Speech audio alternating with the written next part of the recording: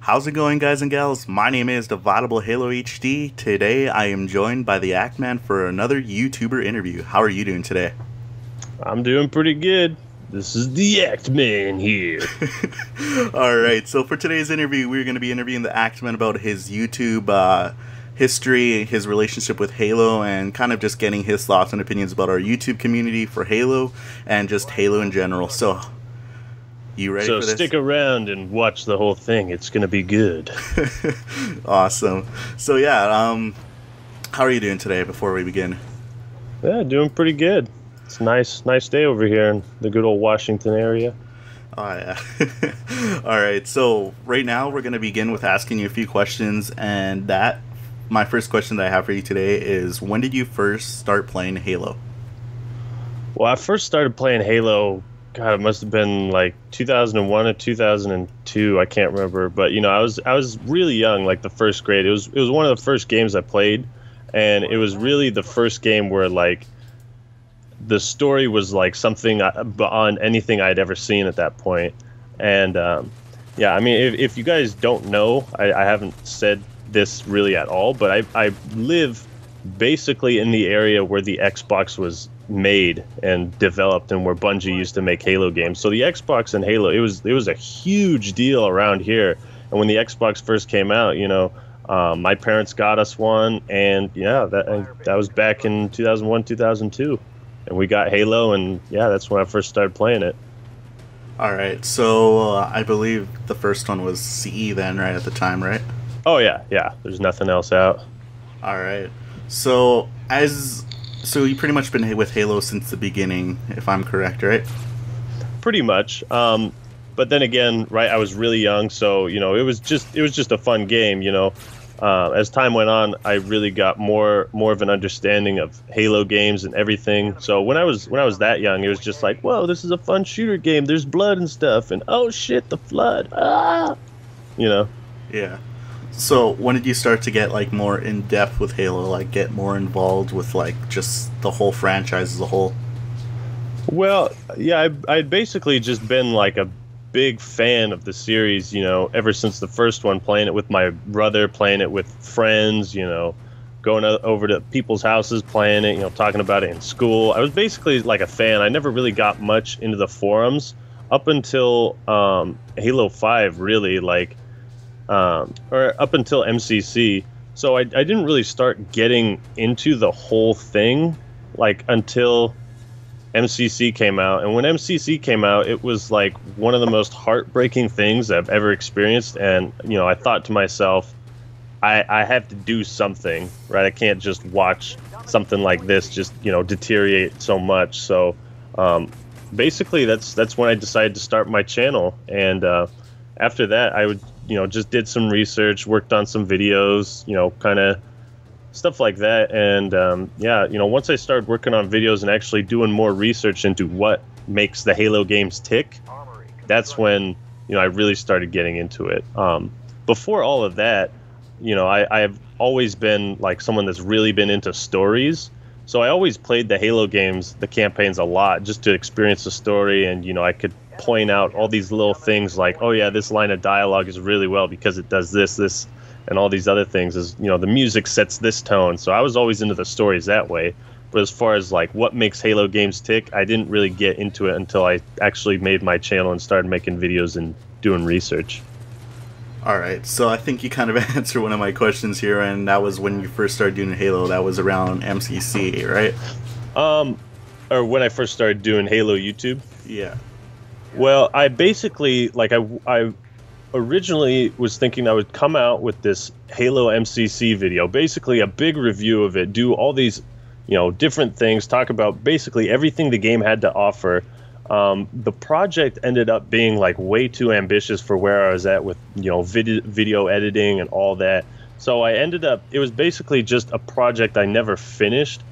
But it was something that really helped me understand, you know, what it takes to make videos. And that was back in 2014, a little bit after MCC came out. And I didn't really start posting videos until, you know, 7-8 months ago. So I never posted that, but it was like, a project that really helped me understand, video production and all that good stuff. All right. So, what kind of channel would you say that your channel could relate to in terms of like the types of video style that you make? Because a lot of your videos are pretty much about just Halo. Sorry, a lot of your videos are about Halo in general, but like you kind of talk about what's wrong with the game, and then you also kind of talk about what can go on with it, right? Yeah, I mean, my videos, it's basically a Halo YouTube channel. I never envisioned it to be solely Halo YouTube, but that's kind of, I came out with this video, my favorite thing about Halo 5's rec system, and it was just kind of like a funny, sarcastic video, but it ended up blowing up on the Halo subreddit, and so it was like, oh, there's something to this. It was an idea that, selling one rec at a time, it's a pain in the ass. Why do we have to do that? It was just kind of like, I just made that video because it's that topic spoke to me. But to talk about like what my channel is, what type of message and videos I make and what I do is, I like to criticize the game because I think at this point it could stand to improve a lot. So I have some sort of negative critical views of it, but I also look at the positives, and I look at things. Like I have a video, what is Halo 5's most underrated feature, which was Breakout, I thought, personally, right? It's one of my favorite things about Halo 5. So I made a video about that because I thought Breakout wasn't getting enough attention or as much as it should. I guess I'm kind of dancing around the question, but basically the message of my channel is let's be respectful of our differing opinions. We all come from different backgrounds. We've all experienced Halo at different points in time. Some of us came in at 2, some of us came into the community at Halo 3, some of us were here from day 1.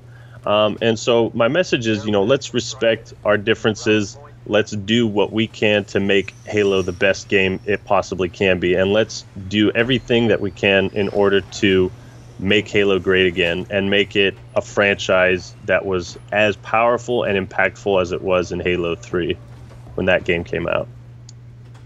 All right. For my next question, why did you choose your channel name, The Act Man? Oh, that's kind of a secret, but it's a play on my last name. So Act is a part of my last name. So I figured The Act Man. All right. Yeah. No problem. It's as simple as that. All right. I guess that does make sense. For the next question I have for you, I think it kind of relates back to what you were talking about, and that is, when did your channel first start getting noticed around the Halo community? And I believe you said it was your rec video, right? It kind of blew up on Reddit. Yeah, so I'd done some short clips and, just some more stuff to just kind of experiment with. I tried doing this funny Halo 5 moments, which people liked. But then I soon found the channel Lagundo, which was like, oh, this he's basing his whole channel around that. He does this way better, so I should, try to do something else, or, But my favorite thing about Halo 5's rec system, it blew up, it got a lot of views, but I only ended up getting like 13 subscribers from it. So at that point I had like less than 20, and then, I came out with this video, Star Halo 64, which a video I'm very, very proud of. It's one of my favorites. It's just a funny edited video of, aerial battle, and like I mix up some Star Fox 64 audio with it. And, that blew up on the Halo subreddit as well. But again, I didn't get many subs from it. And then I put together a video, why Halo 5 has so few game modes and playlists. And the same thing kind of happened. Like it got a few upvotes on the Halo subreddit, but I didn't really get good traction until I posted my video, why is Halo 5's UI so bad? And that one not only blew up on the Halo subreddit, but it also blew up my channel. I posted that before I went on vacation to Hawaii. I had less than 100 subscribers at the time. When I got back from vacation, I had over 1,000. And it was like, wow, people, I put a lot of time into that video. It was, again, a subject that's like, why is Halo 5's user interface so bad? Like, let's talk about this. Let's open the door, So that after that video came out, like that's just when, that's what put me on the map right there. Things just kind of went from there. Wow, that definitely is impressive. Yeah, and right now that video has 44,000 views, and I think it's my third most popular video. So again, it really did put me on the map. Yeah, definitely. So kind of digressing towards 343, what do you think they're doing that's doing wrong with like the Halo franchise? Well, I mean, there's pretty much, if you just look at the videos on my channel, like there's a lot of things. The game modes and playlists, the UI, why did the UI even need to be like updated? It just says something when you don't have post-game medals in the game and you actually have to take time out after the game has already been released in order to fix that and add that back in. I have the fatal flaw with Halo 5's custom games, that how could 343 have improved the rec system and made more money? Why is the campaign so bad? And basically like the issues that Halo 5, Halo 4, and MCC and everything that 343 has done, it's a really big topic, and it's not something that I can easily describe in a quick kind of blurb, but I'll do my best. And I'll basically say that the problem with 343 and Halo is they have not maintained the status quo, right? If we think about Halo 1, 2, and 3, those games were all built up. Halo 3 was the pinnacle. It was the most popular game, sold the most copies. It had the biggest impact out of any of the games, and that's because it was a formula that was pretty much perfected. Obviously not perfected, but got as close as perfection as possible in terms of gameplay. And Halo Reach came around, and Halo Reach kind of sidestepped that. It kind of did some things that people didn't like. It was still a great Halo game in my opinion, but then Halo 4 came out, and it just went so far backwards, in terms of formula and structure and the way the game's played, that it basically screwed everything up. So to sum it up, 343's biggest problems when it comes to Halo games and making them is they're not using the successful formula that has already been established, that has already been proven to work successfully. And whatever reason that is, it doesn't really matter. It could be 343 wanted more. They wanted more people. That's why they geared Call of Duty towards the casual Call of Duty playing audience. It could be that they wanted even more people to buy the games. But it's like 343 inherited KFC, right? Let's use this analogy. It's like they inherited KFC, and KFC has this recipe for chicken that is very famous. It's very well promoted. It's something that pretty much everyone knows, right? KFC has the secret recipe, right? So it's like someone inherits KFC, so a product that has a very well-tuned formula that it works, that sells, that people love.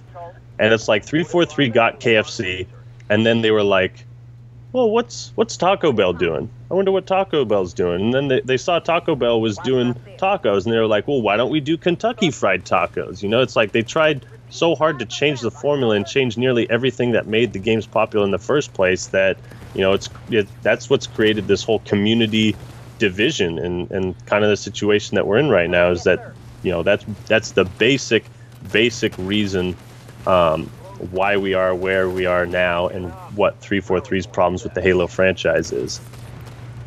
All right, now recently some people... Long-winded explanation. I know that was a long-winded explanation. Yeah, it's no problem. One of the biggest things that some Halo YouTubers have been saying is that it's not entirely 343's fault. Some people have been saying that it's has to do with, I believe, Microsoft as a whole as well. Do you have any opinions on that?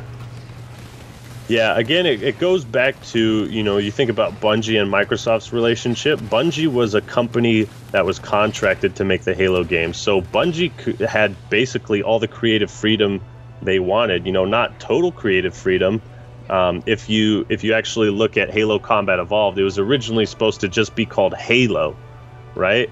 If you look on the disc, or I think if you look on the main menu, it just says Halo. It doesn't say Halo Combat Evolved. And that was, Microsoft, I think, from day one was trying to kind of push their own agenda. And I think they were the ones that added Combat Evolved at the end of Halo because, Halo's kind of a vague title, like Halo, So going back to that, I think Microsoft, again, 343 and Microsoft are one and the same. 343 is a subsidiary. Microsoft controls 343. They essentially control the product.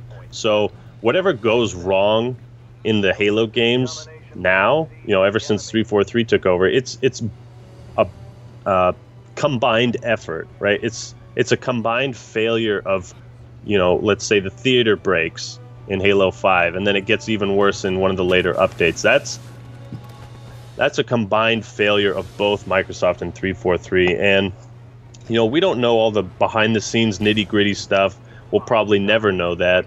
But I think, judging from past experiences, what has been causing a lot of the problems in the recent Halo games could be, and it probably is, Microsoft's intervention and into the projects and everything.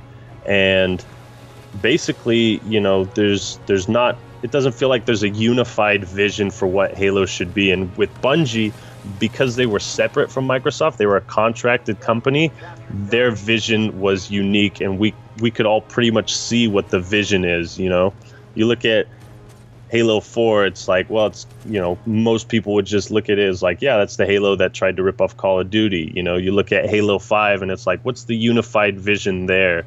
They take out split screen. They want the game to be as popular as possible by making it a T-rated game, the first T-rated game a Halo game has ever had, except maybe Halo Wars or something. But there's just so many contradictions in between what the game has to offer, right? You take out split screen, so you effectively take out word of mouth sales and basically the biggest way you have to sell your games, but then you force this sort of co-op campaign as if you want people to play it together, and then you want the game to be accessible, so you make it a T-rated game, but at the same time everyone that's played Halo games knows that it's an M-rated game with blood and gore and all that stuff. So it's like it's these contradictions of the actual game design that really makes you think that it's the higher ups, it's the people calling the shots that is what the problem is. If that makes sense. Yeah. Now, some people could say that 343 have done some good things to the Halo franchise. Some YouTubers have, in past interviews that I've done, have explained that Halo 4 had a good campaign to it, while Halo 5 had a good multiplayer and kind of a bad campaign. In your opinion, what do you think 343 has done good with Halo?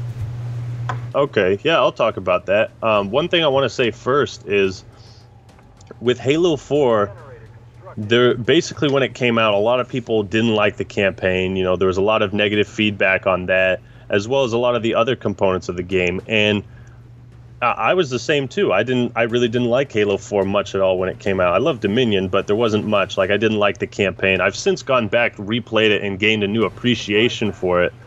But the thing is, with that, it's a combined feeling of what Halo 4 felt like. Halo 4 felt like they were trying to change everything.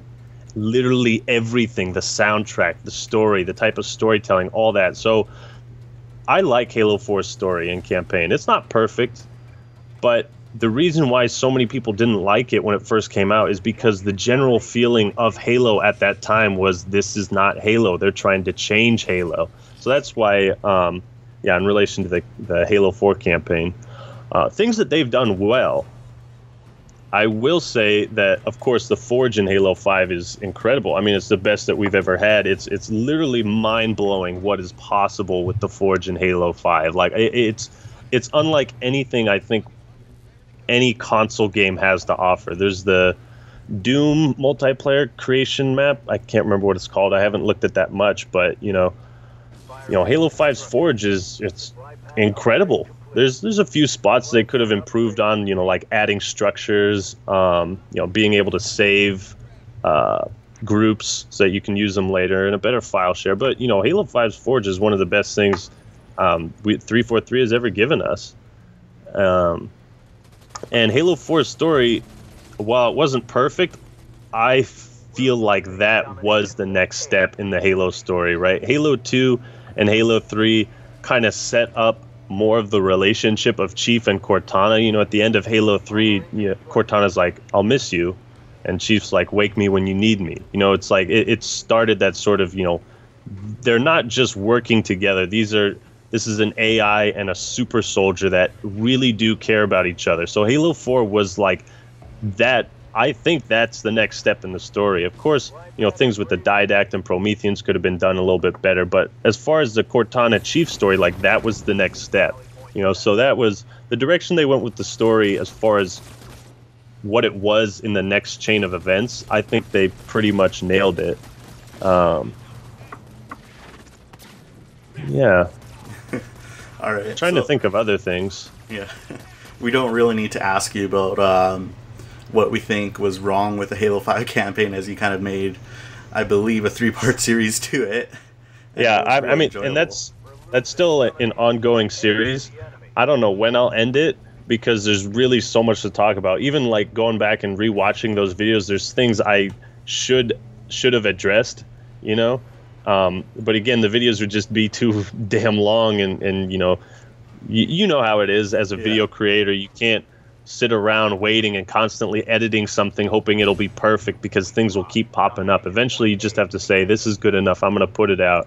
But as far as Halo 5's campaign goes, just to sum it up shortly, the problem with it is it turns its back on every single story before it. Every campaign, you know, Cortana being the villain makes absolutely no sense. It's just like you just spit on Noble Six's sacrifice in Halo Reach. You know, Noble Team spent their whole lives, or at least in the game, basically defending Reach and securing the package, which was Cortana, which would lead to the events of Halo 1, 2, and 3.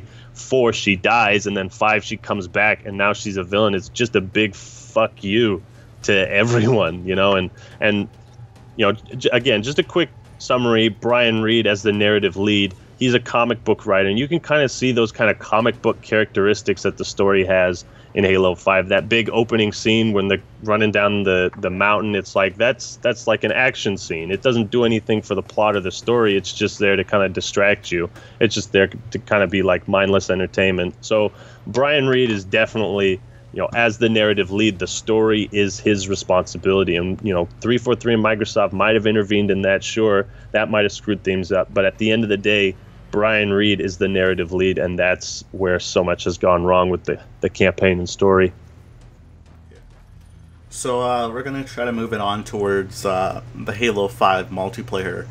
Towards the beginning of Halo's release, there was not really much going on for the Halo multiplayer. However, as we move on to now, there's a lot more game modes and a lot more things that are just going on in general. Are you talking about from Halo 1 up till now? Oh, I'm sorry. Like I'm talking about Halo 5. My bad. Oh, like Halo 5 at launch up till where it is now. Gotcha. Yeah, Halo 5 at launch. My apologies. So what is your opinion on pretty much like game modes being released like months after the game has been released? Man, I can respect the idea of free DLC. I think it was executed so terribly in Halo 5, and the sad thing is that it fools a lot of people into thinking there's more content in the game than there actually is. Like, you know, that's the really sad thing, is the monthly updates are kind of this facade of, yeah, we're going to continue to support the game. You know, if we look at where the game is now from where it was at the beginning, like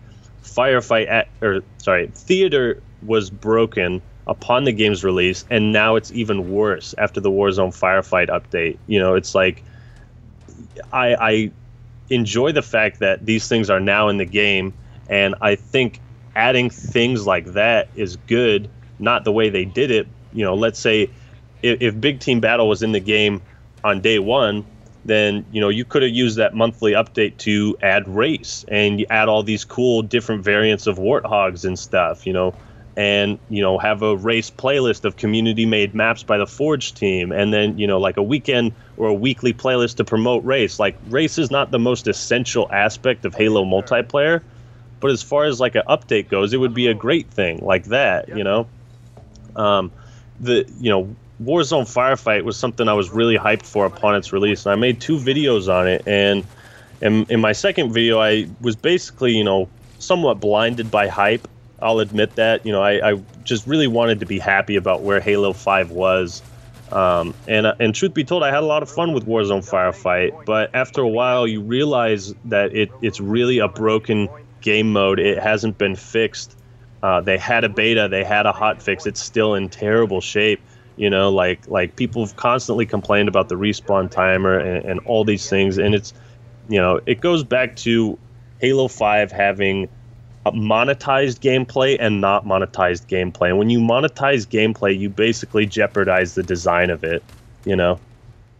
But as far as the multiplayer where it is now, you know, it's just been so inconsistent, so constantly changing over the course of its lifespan. You know, playlists come and go. Playlists are ranked and then deranked and then unranked, and, you know, the maps are changed. They take some maps out. You know, like I haven't played any forged maps in Arena, whereas at the start of Halo 5 I was playing forged maps, and I don't know why. You know, it's just with the updates, it's just so much to keep track of as a player, to, you know, keep track of all these updates, what's being added, where the weapons are changing, the new playlist, the weekend only playlist, when is this coming, when is that going to be fixed. It's just, you know, if the game was just complete and it had, you know, the smallest updates possible, that would have been much more preferable, because it's just a lot easier to wrap your head around.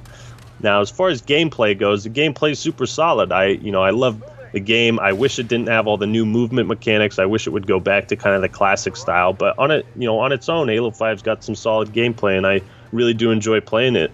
So, at the very least, the game is still fun. You know, Halo 5 is still a game that's fun to play by yourself and with other people. So, you know, Halo hasn't lost that aspect in Halo 5 with the multiplayer. All right. So one thing that a lot of people were saying is that one of the biggest reasons that there were pretty much content being like released every month was to pretty much uphold player retention to the game, seeing as Halo 4 kind of like was kind of just dismissed like a couple weeks after its launch.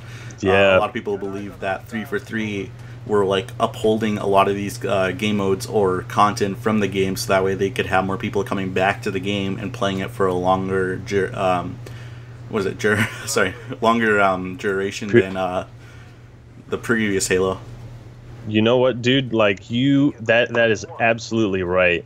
I hadn't thought about that much, but you basically just rung a bell, or, you know, you awakened something in me. And it's like, with these updates, it's like people know more stuff is going to be coming, so they buy Halo 5, they get it, you know, they play through it the first month, there's not much there, and they're like, is this it? When's more coming? So people are staying tuned because the gameplay and the microtransaction system is addictive, and it releases those endorphins in your head, right? And so you want to wait for more, so people stick around for longer, and it sucks that 343 went about maintaining player retention by cutting core features, releasing them later, and calling it free DLC. It sucks so much that they did that, because having that on launch would have been way healthier in the long run, right? The updates were a short-term solution to a long-term problem, and the things that they added are not the most substantial. You know, most of it is stuff we've been used to getting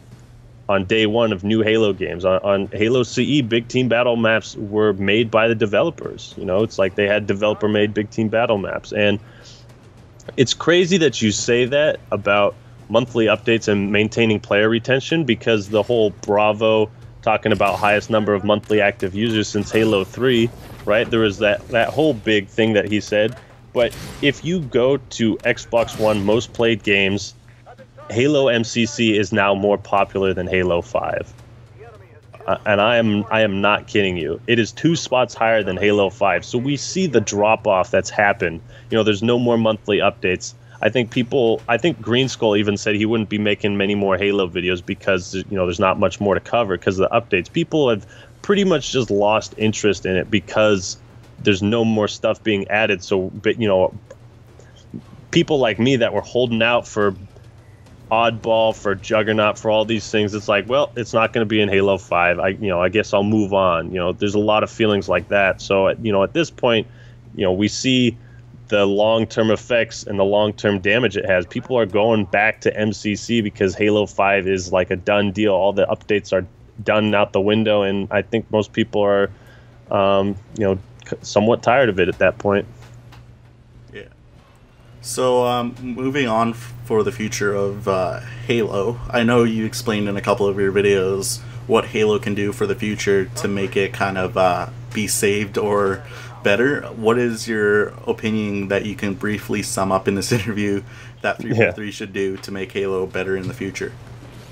Well, the biggest thing, two big things that people play Halo games for and why they fell in love with them so much: the story and the gameplay, and what the game has to offer, right? The story campaign has always been held to a very, very high standard.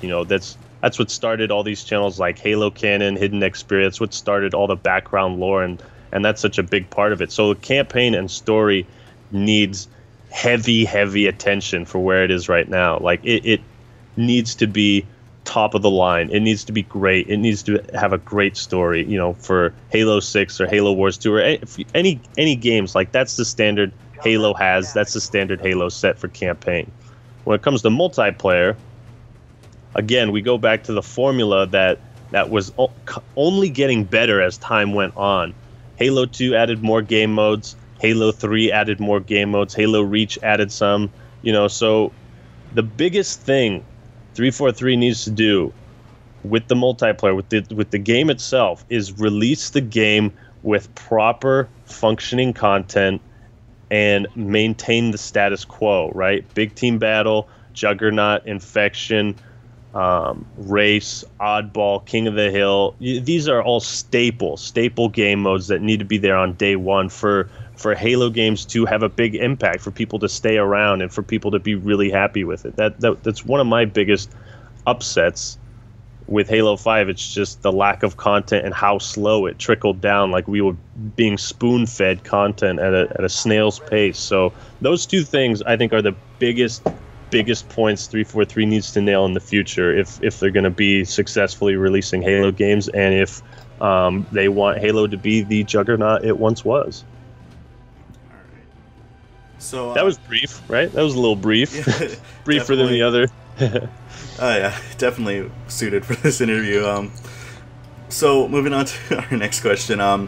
Is there any future plans that you have going on for your channel that you kind of want to explain exclusive in this interview, or just any future plans that you have in general? Well, I actually started a second channel called Actman TV. I basically will be doing, pretty much the same thing I have been doing on my regular Actman channel. I not just critiquing Halo 5, Halo 4, MCC, and 343, but one of my most recent video was why Halo 2's cliffhanger was awesome. So it's like I still want to, on my main channel, talk about the good things about Halo, right? I've got a video plan why Halo Reach's campaign was so awesome, stuff like that. So it's not, that's stuff for the future. My channel is not just a critique channel. It's like a Halo love channel, like talking about all these things that I loved about it, talking about, things that kind of suck about it, and, talking about how things can get better. So that's kind of the future of that. And my second channel, it's basically just going to be a fun, gameplay channel, different games, not just Halo. It's just basically a way for me to not spend so much time making videos, and kind of a place for people to go if they want to have fun watching my videos, watching custom games or, team doubles and, custom nights. I've gotten a lot of requests for that kind of stuff. So my second channel will basically be a fun channel, not this sort of Halo critique, Halo love channel, just a fun, straight up fun channel that people can be a part of, and, subscribers and fans can join in the fun. That's the future. As I see it. It looks great. Yeah. So, kind of moving away from your own personal channel and 343, we're going to talk about the Halo YouTube community as a whole, because there's been a lot of things that have been going on in there, and there's been some good, and there's also been some bad things that have been flying around. Yeah, so there's a lot going on. Yeah, definitely. So, one thing that's been a constant problem within, I believe, the Halo YouTube community is bigger YouTubers have been criticized for pretty much sucking up to 343 to either get exclusive stuff or to pretty much get stuff early Under their wing or their good graces. Yeah, definitely. What is your opinion on all these accusations? Well, I never really gave it too much thought. I mean, I always felt like, people just kind of make the videos that they want to make, and not everyone wants to make negative videos because, that does weigh you down. It weighs me down sometimes. That's why I'm doing the second channel, so I don't have to always have that kind of stuff on my mind, so I can just have fun with stuff. So I always saw, channels doing content that they love to do, and whether that's me, Fabian, or whoever, Fabian makes videos that critique the game design of Halo games because that's what he likes to do, and so I always just saw Halo YouTubers making videos that they want to do, and it's not shilling, it's not that, I don't think it is, and you bring up a good point because Fabian actually just made a recent video, The Truth About Halo YouTube Content Creators, and he basically, it's a really good video that really correlates to what we're talking about now. And it basically says Halo is not as big as it once was, when channels like Machinima and Red vs. Blue were huge and were constantly doing Halo content. So he basically says that Halo's not big enough for shills. Like, people aren't going to be shilling, he says that, Fabian says that, people make videos that they want to make because it's genuinely what they care about. So I don't see anyone in the Halo community as a shill. I see everyone as a fan of these games for one reason or another, and I see that the Halo YouTube community makes the videos that they want to for their own reasons, and I don't think those reasons involve being under 343's good graces and trying to suck up to them. I really don't think that's the case. All right. So, one thing I'm going to ask, has there been any Halo YouTubers that have, helped you get to where you are now? Or have given you advice that you want to shut out? Yeah, man, I've worked and talked with a lot of people and played Halo with a lot of guys. It's really a pretty cool thing to kind of be in this Halo YouTube community because you get to talk with all these people that make content, and I've done a video with Late Night Gaming. We did a nice Q&A. Collaborating with people is something really special in the Halo community because we get to meet each other as Halo YouTubers and as Halo fans, as people that love the games, but we also get to meet each other as people and learn more about each other, and it's kind of this beautiful, the internet is beautiful, right? I wouldn't be here and doing this interview, if you hadn't reached out to me and we hadn't talked, and that sort of thing. So, what was your question again? Is there any YouTubers? Oh yeah. You want to shout out? Well, DividableHalo HD for one. Late Night Gaming's great, dude. I've been shouting out Fabian. Fabian's great. Jack Fletcher is awesome. Ultimate Halo.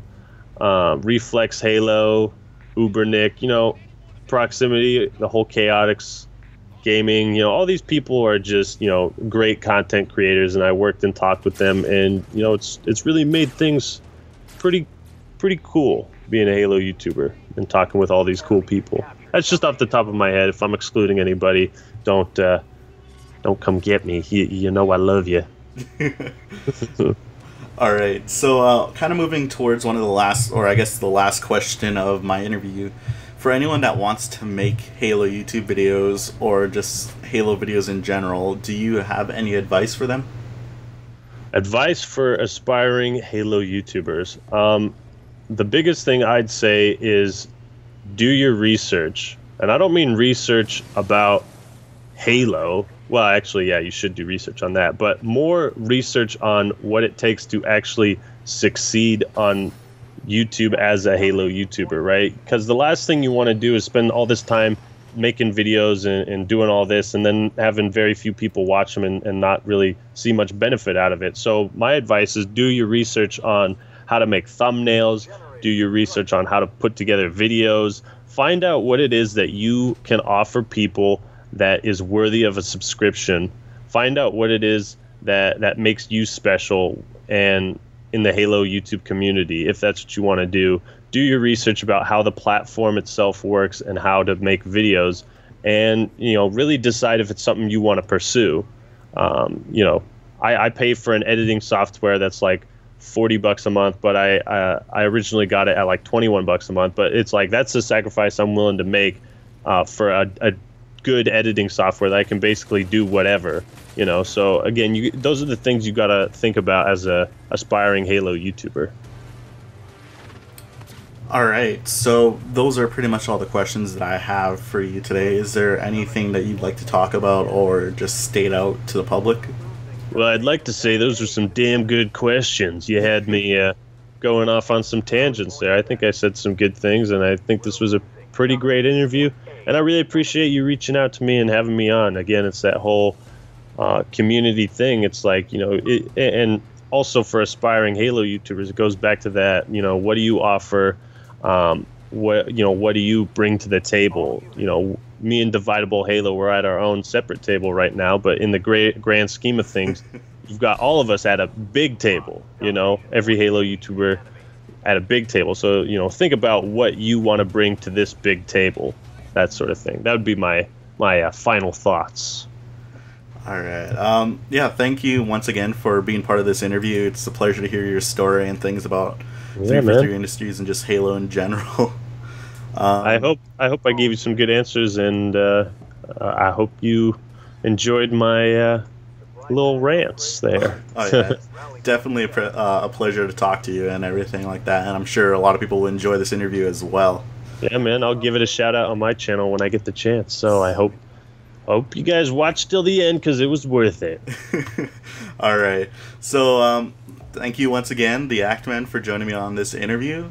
If you guys all enjoyed, be sure to go check out the Actman's channel, and also comment down if you guys have any questions or thoughts about this interview. I'm not sure if you will read or reply to any of the comments. I know I will if they're I'll do what I can. Definitely. I'll do what I can to stop the flood. All right. But anyways, that is it for this interview. If you guys enjoyed, I guess the basic thing to say is to like and comment and subscribe. If you guys have any other Halo YouTubers that you want interviewed, just leave a comment down below. But my name is DividableHalo, and I'll talk to you guys all later. Bye. This is the Actman signing out. Peace.